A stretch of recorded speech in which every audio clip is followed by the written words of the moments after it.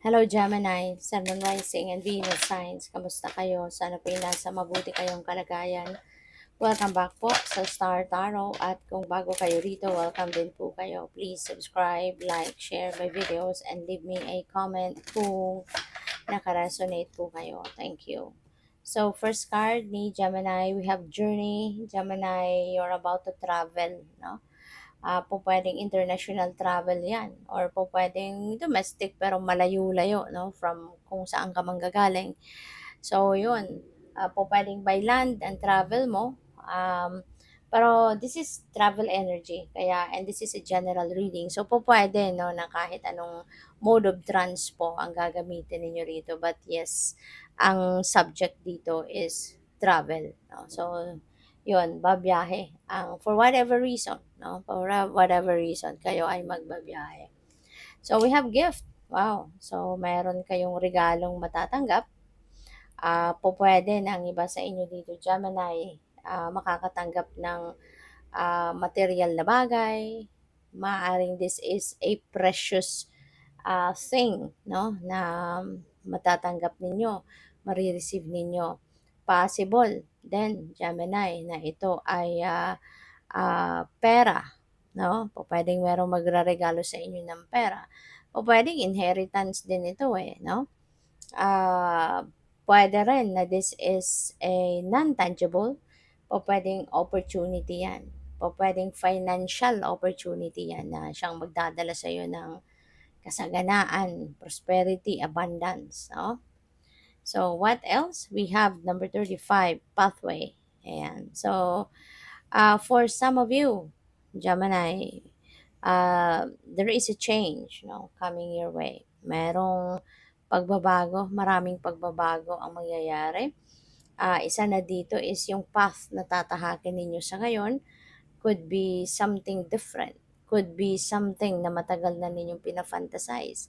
Matagal na ninyong pinagdadasal. Matagal na ninyong minimithi na makamit, na makuha ang ganitong pagkakataon. And now, maybe, nandiyan ang pagkakataon, kaya hindi ka na rin naman magpapatumpik-tumpik pa. You're going to take action towards that right away.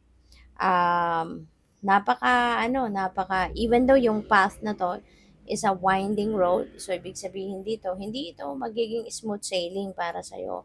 And gano'n naman talaga. Para sa lahat sa atin, wala naman talagang smooth na journey, 'di ba? Laging meron at merong humps and bumps tayo na nai-encounter, no, sa bawat journey natin. Kaya maaring ganun din ito, may winding road, maaring merong mga lubak-lubak din kayong pagdadaanan, pero magpursige ka lang, continue to persevere, continue to work hard, kasi yun naman talaga ang kailangan natin para tayo magtagumpay. At tignan mo, no, maging inspired ka na lang and motivated sa kung anong mararating mo. Napakaliwanag, so napaka-vibrant, napaka-optimistic ng at very positive, no, ang naghihintay sa iyo sa dulo. Kaya yung premyo mo, no, na makukuha mo sa dulo will be worth it. Worth all the effort, no, na gagawin mo rito. Kaya go for it. So what else? We have high honor. Ayan, merong tagumpay ka nga na makakamit dyan. Pwedeng related ito sa career, no? Or pwedeng related sa business. So, meron kang high honor.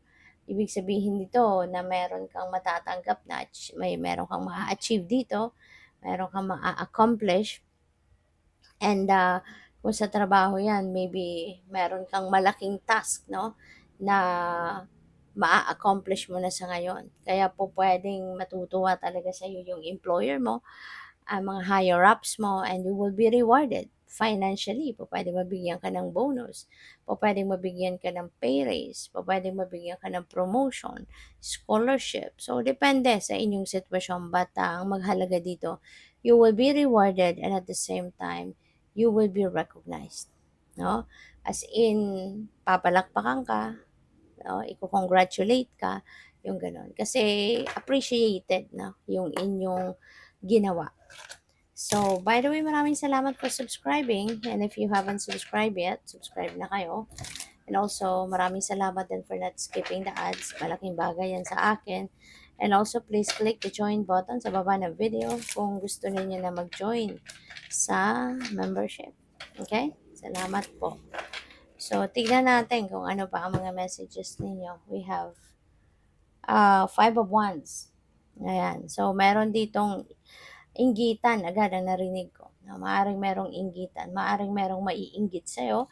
Maybe because of the travel na gagawin mo, merong maiinggit sa'yo. Kasi po pwede, no, na yung travel na to could be related to your career, to your work.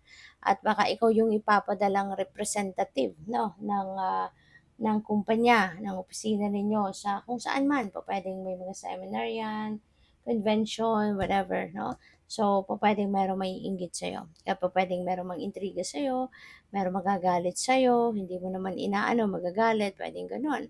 Or could be jealousy, dahil dito sa high honor na i-award sa'yo.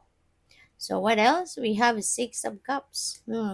O pwede din na yung travel na to could be related to this. Baka ang iba sa inyo nasa malayong lugar, namimiss ninyo yung inyong pamilya, kaya po pwede na gusto ninyong mag-travel home. Maaari na gusto ninyong umuwi muna at para makasama, no, yung mga mahal ninyo sa buhay. Pwede kayo ay uuwi muna para nang sa ganon, makumusta man lang, 'di ba, yung mga mahal mo sa buhay. So, possible na ganon ang ganap. Kasi parang ano ka dito eh, mag-isa ka, siguro, you're all alone, so kung nasaan ka man. At yeah, yun nga, parang iniisip mo yung mga mahal mo sa buhay. We have the Hierophant. Ayan. Baka ang uwi na ito para sa iba sa inyo, baka kasi may kakasal. Gemini. Baka kayo yung ikakasal or po pwedeng kamag-anak mo, kaibigan mo, kapatid mo, mga ganyan, ano, ang po pwedeng ikakasal. Kaya po pwedeng kayo ay uuwi para dyan. No? Pwedeng ganun. Possible din na ang iba sa inyo dito, feeling ko din since nasa taas niya si pathway, maybe some of you seeking for someone, no, na po pwedeng makakagabay sa'yo, makakatulong sa'yo, makakabigay ng advice sa'yo, you know, on how you're going to navigate this journey, no? So, maaaring gahanap kayo ng spiritual teacher, spiritual counselor, ganyan.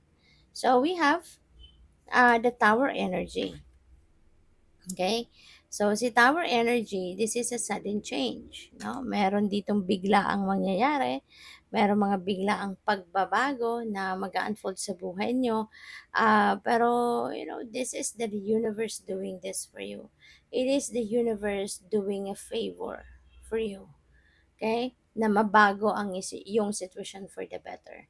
Kasi maaari, no, na ang iba kasi sa inyo, pwedeng you are so attached to something, no, na alam naman ninyong hindi yan nakakabuti na para sa inyo. Kaya maaaring it's about time na para tanggalin ka sa sitwasyon na yan. And since kapit na kapit ka siguro sa bagay na yan or sa sitwasyon na yan, gagawa na ng paraan ng universe para matanggal ka sa situation na yan. And that is for your best interest. Okay? So, good luck sa'yo. Thank you for watching. Love and light. Namaste.